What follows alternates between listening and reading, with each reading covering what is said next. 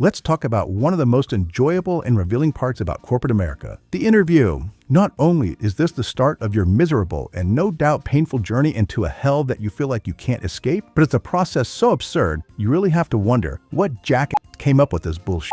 After applying for dozens of jobs, most of which will never call you back because they didn't even see your resume thanks to some AI that couldn't scan the Word doc properly, you finally get a sigh of relief or a nut in your stomach as a recruiter reaches out to talk to you. This is where the fun begins. For starters, it's usually apparent that these idiots spent almost no time reading your resume, and funny enough, many of them are willing to tell you that. Lots of these interviews start off with one of my all-time favorite questions, which shows how much of a farce this whole charade is. Why do you want to work for our company? LOL. Well, Mr. or Miss Recruiter, you see, ever since I was a child, I've always dreamed of being an email marketer for a directory website like yours, where the best outcome is people are too lazy to hit the unsubscribe button. At least, that's what these jerk-offs expect you to say, even though you both know it's total bullshit.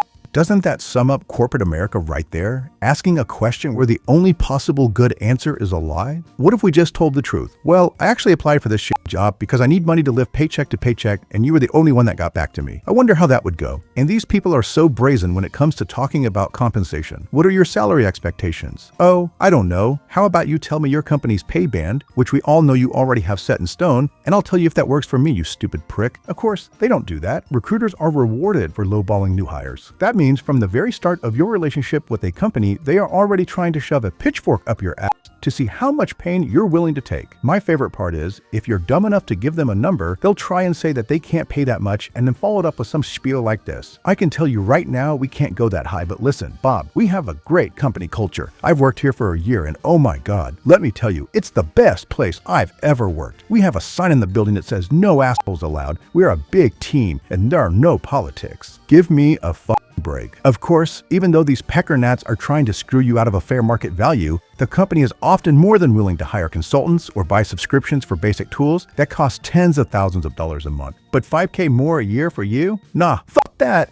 Don't even get me started on when these companies try to pay you based on where you live if you're a remote worker. If you're lucky enough to continue through the process, somehow the shit gets more ridiculous as you go. You'll get another moronic question like, why did you leave all your previous employers? Putting aside the fact that the average person can only manage to stay in these miserable hellholes for 2 years on average as it is, it's another question where the answer can almost certainly be nothing but a lie. Sometimes the ding-dong asking the question has literally bounced through more jobs in a few years than their CEO has hookers in the last week. Let's examine the possible answers here though. The correct answer is always some horseshit story about loving your previous employer but wanting growth, or it could be some personal situation which is none of their goddamn business anyway. What if you answered truthfully? Well, my previous boss was a complete cocksucker who stole all of my work to enrich himself while riding my ass 24/7, including the weekends, because he's a power-hungry piece of shit. Can't say that. What about this? Well, I worked hard there for a few years, but they kept dangling the steak in front of my face, telling me I would get promoted at the next performance review, only to give me a 2% raise because I got a 4 out of 5 on some fake core value that no one gives a rat's ass about. Many of the other questions you'll be asked all rely on how well you can make bullshit up on the spot.